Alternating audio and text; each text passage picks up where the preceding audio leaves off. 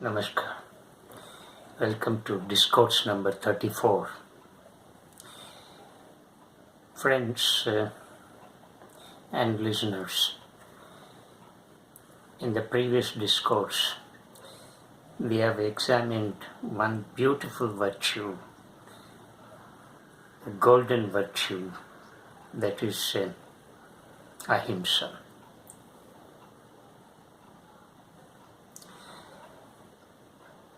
The word ahimsa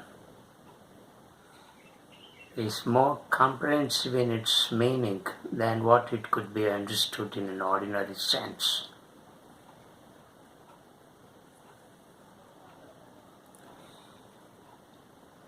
It's not merely abstaining from murder, but not willfully inflicting injury, pain, or suffering on any living creature by thought, word, and action. And this virtue should be followed to its highest degree of perfection.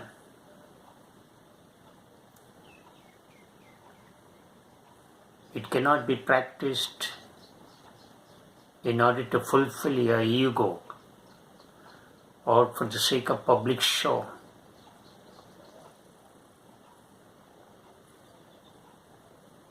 You have to live down to its spirit.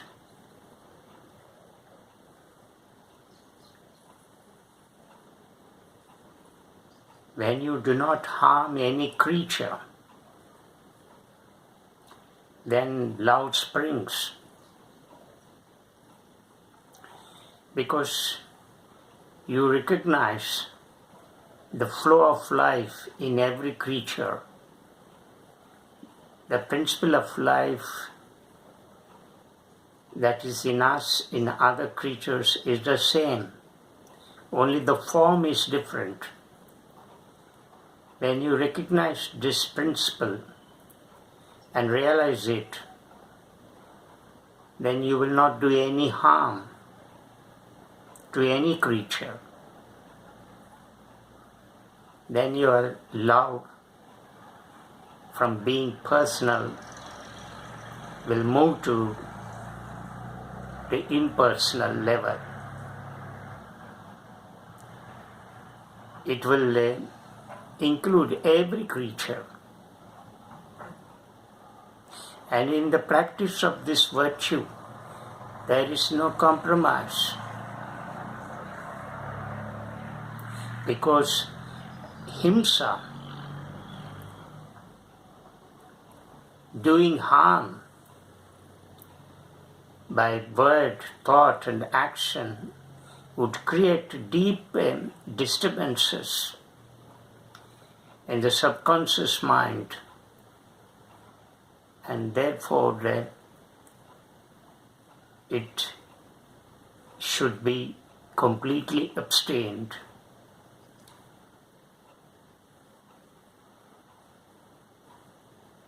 There is another virtue that is equally complex, that is Sathya. Sathya stands for truthfulness. Truthfulness does not mean not telling lies. Not telling lies is at a low level. It's a comprehensive term. It's far more comprehensive in meaning than what it could be understood in ordinary sense, like ahimsa. It's not merely abstaining from speaking lies. Of course, that is one aspect of the practice of truth, that is Sathya. It includes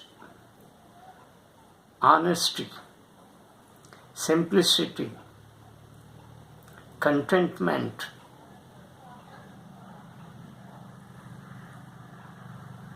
and therefore truthfulness, when it is practiced, which includes all these accessory virtues which I have just now stated, will establish the connectivity with the higher truth. That will happen automatically,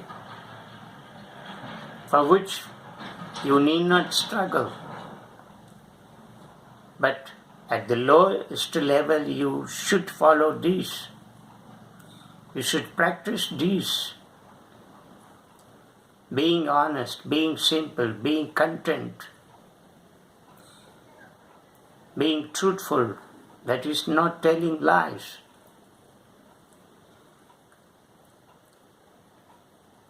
When you follow these subsidiary virtues, then yoga happens in you. It automatically connects you to the higher truth. Because contrary virtues will create more disturbances. Negative virtues will create more disturbances, modifications. To tell a lie is easy, but to cover that lie, you have to tell multiple lies. But you will be caught. Your identity of falsehood will be revealed sooner or later. Then you feel very guilty.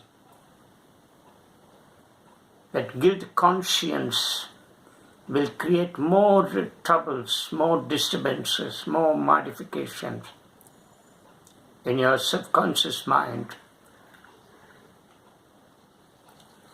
When you have such kind of disturbances, you cannot do any yogic sadhana.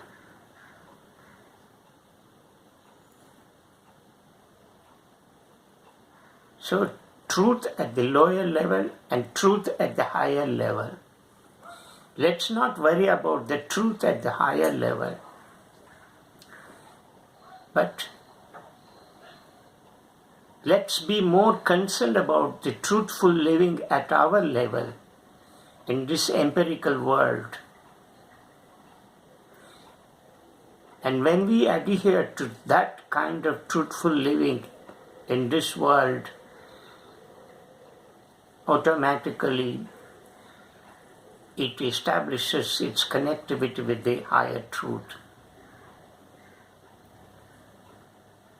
So this truth, this truthfulness is as great as ahimsa. I would call these two virtues as the twin sisters.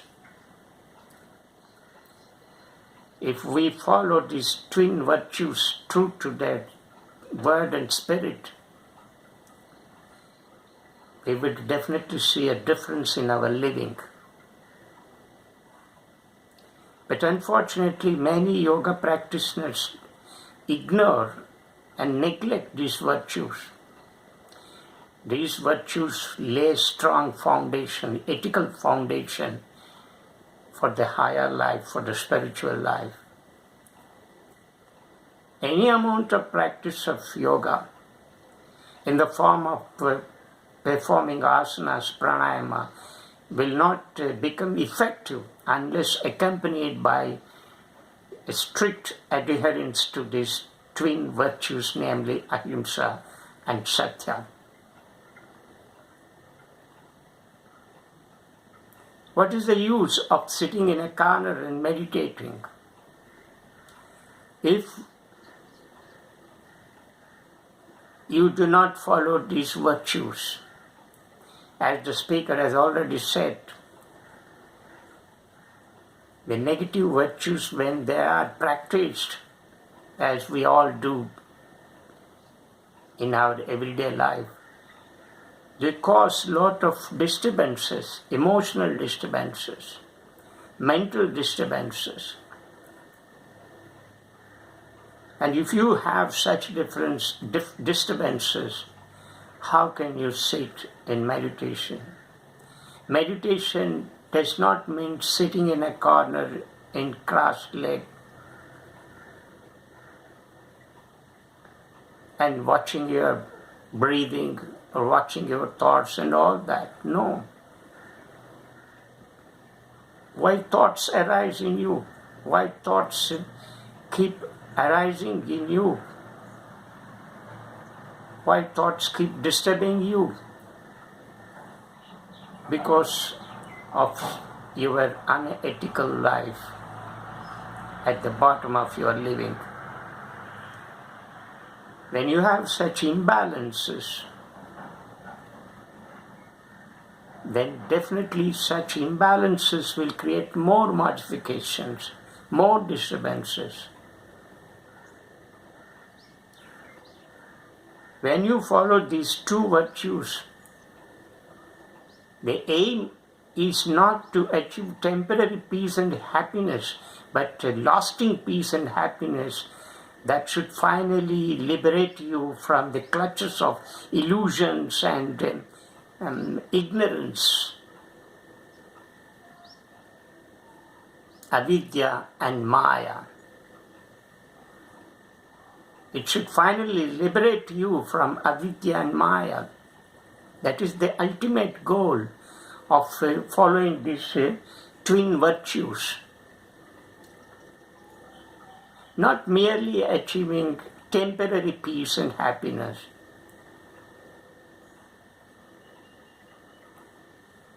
So therefore, when we are liberated from avidya and maya, more space is created in our being.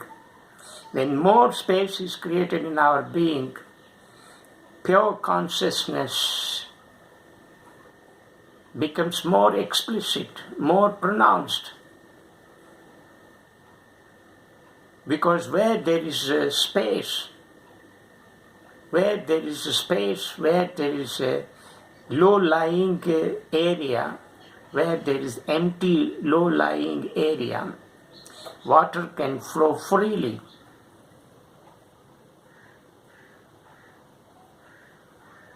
When we do not follow these virtues, it's like exploring the forest without a light.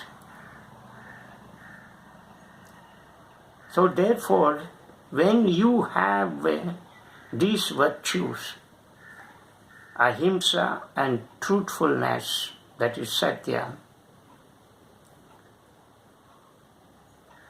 these two virtues will create peace and happiness, lasting peace and happiness. After all, the ultimate objective of meditation is to create that happiness, lasting happiness and peace in us. But when you follow these virtues, they result in such lasting peace and happiness. And what more do you want? And yoga has already happened in you. You are already in the state of meditation. There is no need to sit cross-legged and follow this technique or that technique to arrest this most agitating mind. First of all, you should know the root cause. Why are there disturbances? What is that which causes disturbance? You must go to the root and eliminate it. And once you are free from such disturbances, you are already in the state of meditation.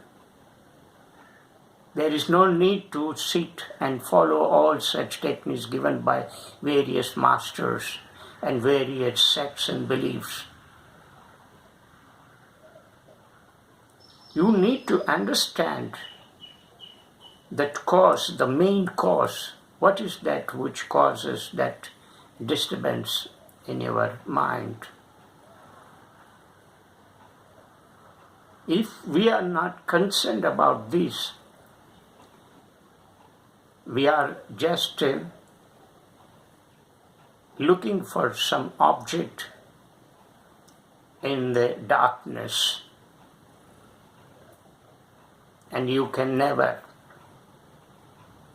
get it. Oh, there is no compromise on following these two virtues.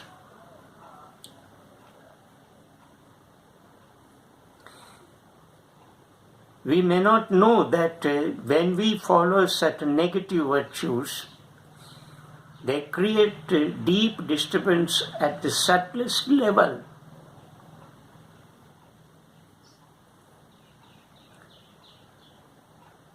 We may not be aware of such disturbances at the subtlest level.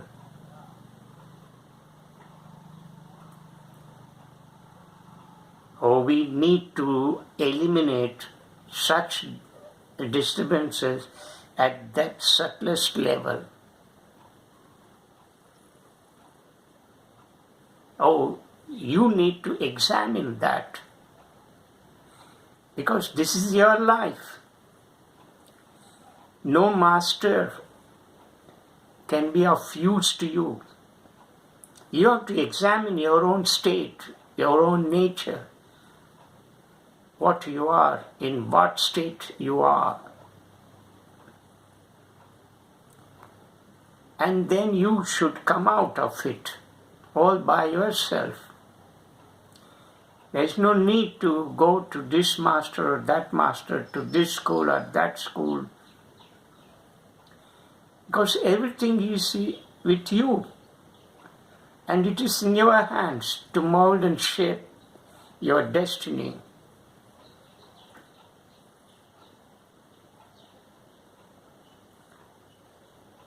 So therefore, virtues are very important, and these virtues will lay strong ethical foundation in our life. And this strong ethical foundation is essential for leading a higher life. You don't have to look and search for the higher. We are more worried about the higher, something that lies beyond this body-mind mechanism. That is the real problem of man.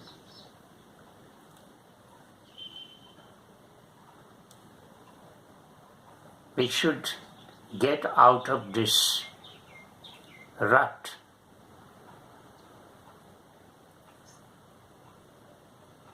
So these virtues are very essential, not merely to create a temporary peace and happiness in us, but to establish lasting peace and happiness.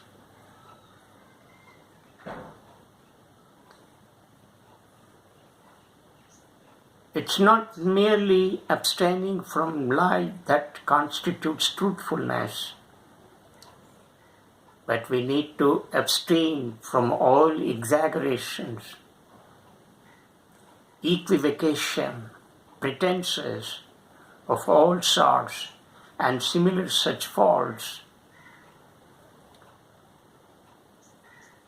And we need to follow these virtues to the highest degree of perfection. Then alone we can see the result.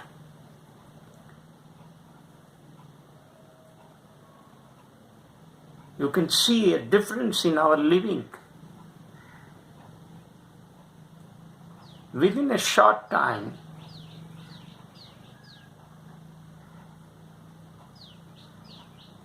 but then we will never follow. That is the problem. We always look for this technique or that technique. And we run after this school or that school.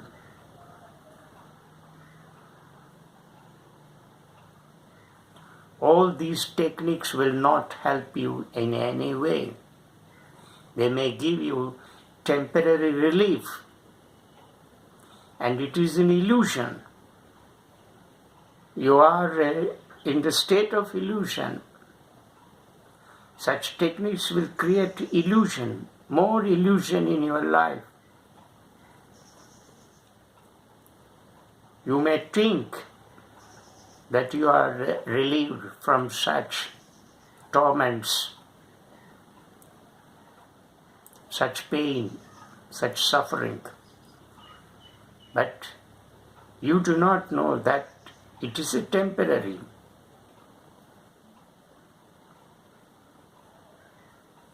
As the speaker has already said, it is in you. It is with you. This life is yours. And you should be the best doctor to diagnose the ailment in you. You are the doctor, you are the patient.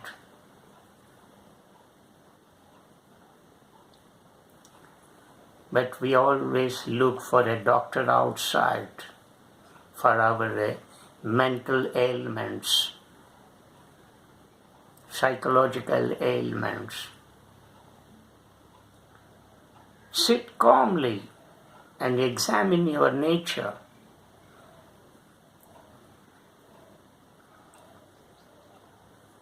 Go deeper into your nature. Understand what is that which causes trouble in you. What is that which causes deep disturbances, emotional and mental?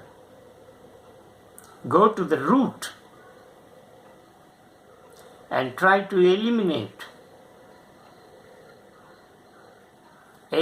these causes by root. Then you are liberated. When you are liberated from these subliminal forces, negative thoughts,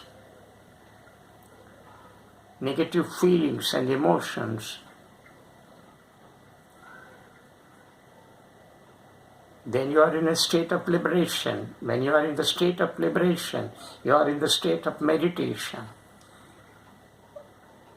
And when you are in the state of meditation, you have established that connectivity with the cosmos, outside world, with the whole creation. Union happens there. One meaning of yoga is union. How should it be achieved? First, it should be achieved here.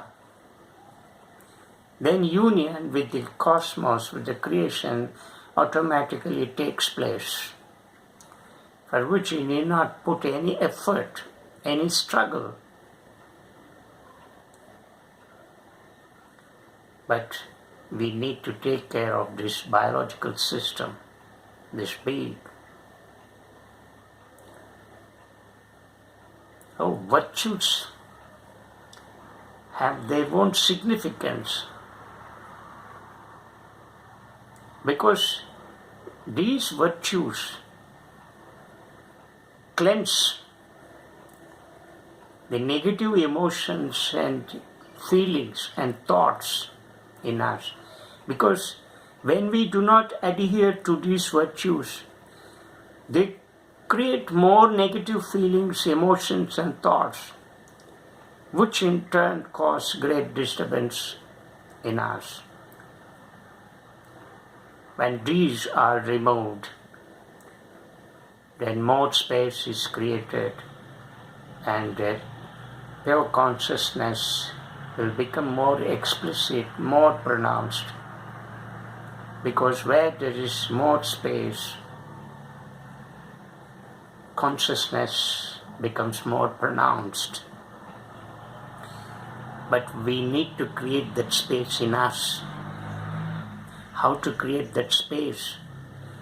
Because that space is now completely occupied by all our samskaras, our negative thoughts, feelings, emotions, and so on.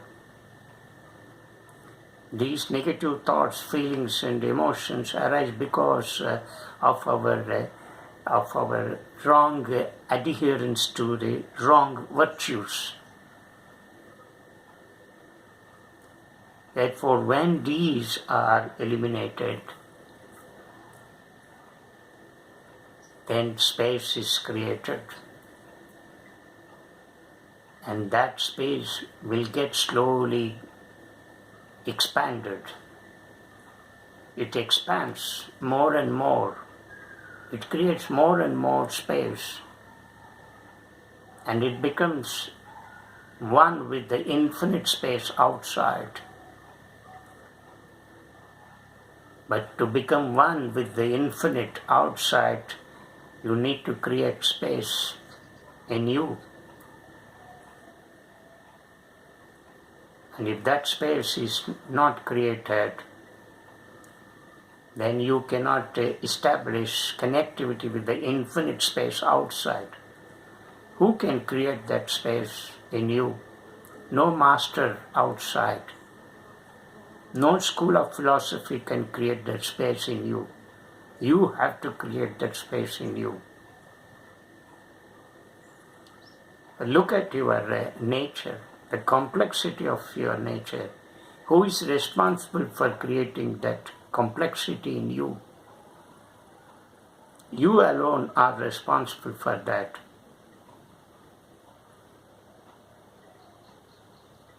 But you are not aware of this. You need to create that awareness. That awareness should be more and more. Constant vigilance, constant alertness is required.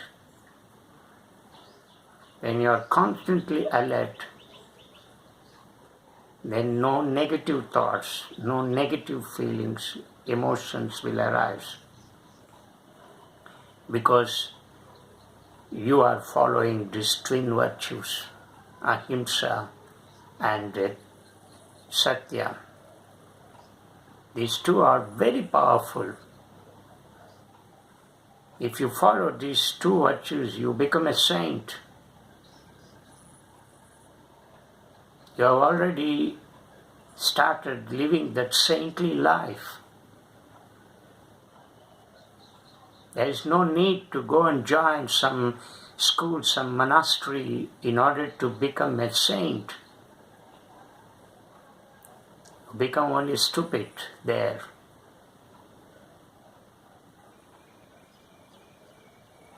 Oh, you are neglecting this system. So turn towards you. Turn inwardly. And that is why you need to make a journey. An inward journey is very important. Not taking pilgrimage outside. What is the use of visiting this holy place, that holy place, and having a dip in this river and that river, and telling yourself that I am very happy, I am joyous. All that is illusory. Fundamentally, at your level, you have neglected your being, your nature. Make that inner pilgrimage, not the outer pilgrimage. Then you will start discovering what you are and who you are. So the virtues have their own value. Do not underestimate these virtues. They lay strong ethical foundation in your life, and such strong ethical foundation is very important for leading a higher life, what you may call spiritual life. But the speaker doesn't want to name it.